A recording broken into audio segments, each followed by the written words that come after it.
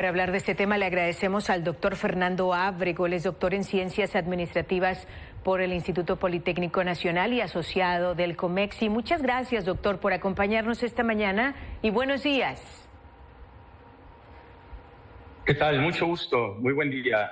Gracias. A sus órdenes. Buenos días. Doctor, han comenzado los alegatos, le informábamos a la audiencia qué esperar, porque ya Ecuador, pues decía Luis Carlos Ortiz hace un momento, no solo no se ve que haya una disposición al diálogo y a resolver este conflicto, sino que ha escalado, ha contrademandado a México. Doctor, ¿cuál es su lectura? Claro, bueno, es muy importante entender que lejos de lo que pareciera ser una solución pacífica, lo que está sucediendo es que, como bien lo apuntas, está escalando el conflicto. México no solo ha pedido lo que hace rato se leía ahí, o lo que se comentaba, sino que además se ha pedido que se destituya al Ecuador de la Organización de las Naciones Unidas, que se le sancione y que incluso exista pues una sanción ejemplar para que, si esto vuelve a suceder en alguna otra nación del mundo, pues se sigan los mismos ejemplos.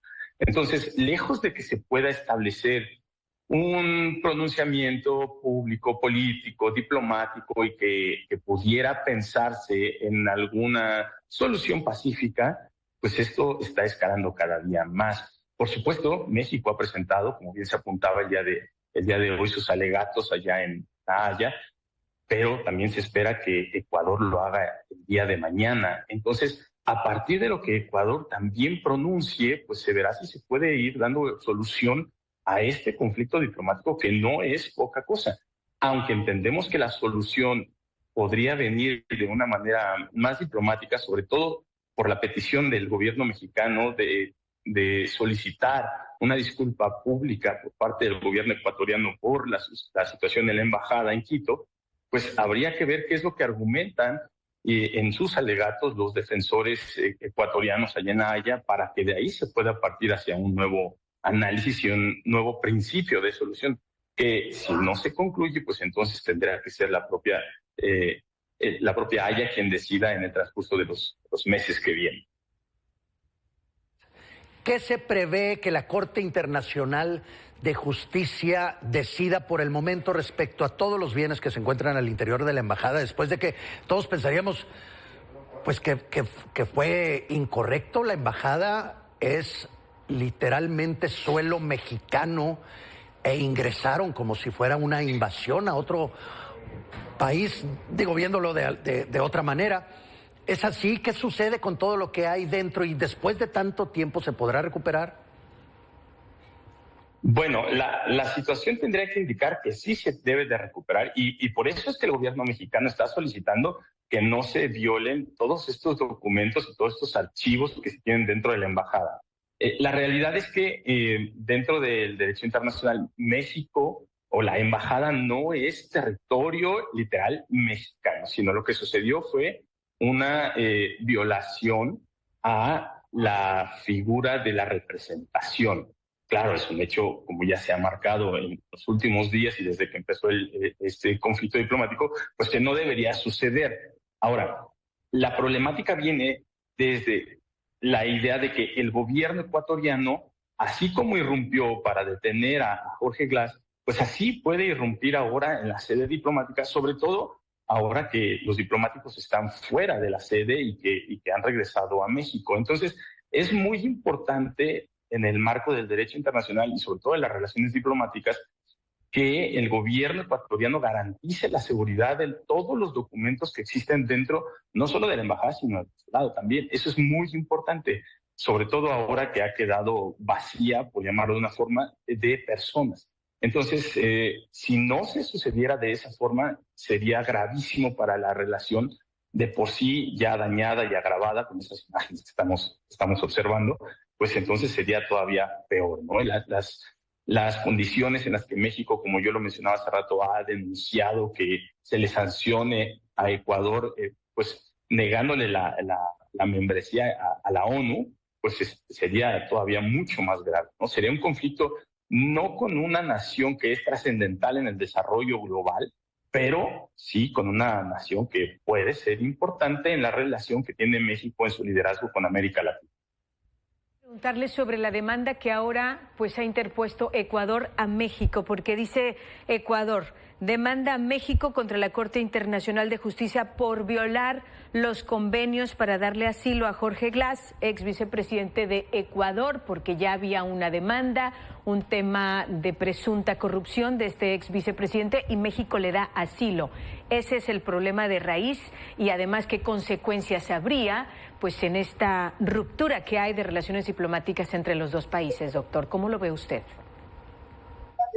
Claro, la demanda viene desde la situación de cada uno de las dos naciones. Cada nación tiene fijada una postura. México está fijando su postura desde el derecho que le compete por otorgar asilo a cualquier persona que así lo desee y que México lo establezca, asilo político. Además, México, bueno, ha sido históricamente una nación que ha brindado asilo político a muchísimas personas de todas partes del mundo. Ahora, el punto es también lo que Ecuador dice, y Ecuador demanda que como Jorge Glass estaba en un proceso legal en su país, México no podía darle este asilo político. Sin embargo, el vicepresidente Jorge Glass había sido ya imputado, pero había salido de la cárcel. Entonces, está esta laguna legal entre las dos naciones para ver quién es el que tiene la razón y sobre eso poder tomar las acciones que vienen desde la Corte Internacional de Justicia en La Haya. ¿Qué implicación tiene la Organización de Estados Americanos en todo este asunto, doctor?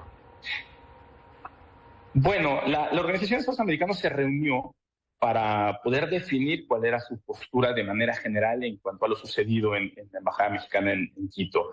La realidad es que México no asistió, evidentemente, y hubo un voto unánime a favor de México, si lo podemos llamar de esta forma.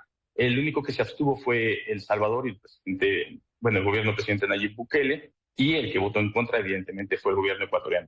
La situación de la Organización de Estados Americanos es que están de manera unánime apoyando al gobierno mexicano en esta situación, no tanto por una cuestión política con el gobierno mexicano, sino porque lo que sucedió en Ecuador pues es algo que no tiene antecedentes y entonces pues se complica bastante. Pero el apoyo que hay, no solo desde la Organización de los Estados Americanos, sino también, por ejemplo, desde la CELAC a México en América Latina, ha sido muy importante, recordando que la única diferencia entre la OEA y la CELAC es que no están Estados Unidos y Canadá. Sin embargo, aún contando en la OEA con Estados Unidos y Canadá, pues todos han fallado a favor de México.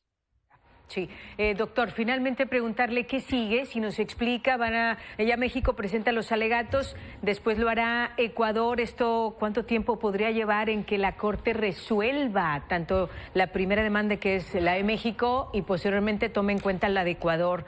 Si nos explica un poco cómo es el proceso. Claro, a ver, la situación el proceso es el siguiente. México ha presentado sus alegatos. Sí. El día de hoy en La Haya, lo hará mañana el gobierno ecuatoriano y el deber ser indica que podría tardarse hasta 6 meses en la Corte Internacional de Justicia para pronunciarse con alguna resolución, con alguna posible sanción. 6 meses tendría que ser el tiempo. Sin embargo, pues de acuerdo a los alegatos legales que se vayan presentando por parte de ambas partes, este juicio podría extenderse pues hasta años. Además, lo que quiero decir ahorita es que no es que sea una cuestión tan sencilla, sobre todo por lo que está pidiendo México. Está pidiendo que se le sancione a Ecuador y que se le deje fuera de la Organización de las Naciones Unidas. Entonces, tomar una decisión de este tipo no es tan sencilla, entendiendo que hay otros problemas a nivel global que han sido, a mi juicio, puesto todavía más graves, por ejemplo, como el caso de la invasión rusa en Ucrania, y no ha habido este tipo de sanciones para los países involucrados. Entonces, el hecho de que haya un problema diplomático con Ecuador y que México esté solicitando esto va a ser muy complejo, sería una decisión muy grave si se toma. No quiero decir que esté bien o que esté mal, solamente sería la decisión de la Corte Internacional de Justicia, pero dejar a un país fuera de la ONU me parece una situación extraordinaria. Entonces, esto podría retrasarse muchísimo tiempo. Yo personalmente no creo que se vaya a solventar en 6 meses. Además, hay que recordar que México ha pedido abiertamente que si Ecuador se disculpa, pues se podría retirar la denuncia ante la Corte Internacional de Justicia también. Entonces, pues en una de esas la situación podría resolverse de manera diplomática y sin llegar a una sanción desde la Corte Internacional de Justicia. Correcto. Fernando Ábrego, doctor en Ciencias Administrativas por el Instituto Politécnico Nacional y asociado de Comexi. Muchas gracias. Muy buenos días. Gracias, doctor. Muy buen día, gracias. Buenos días. Gracias.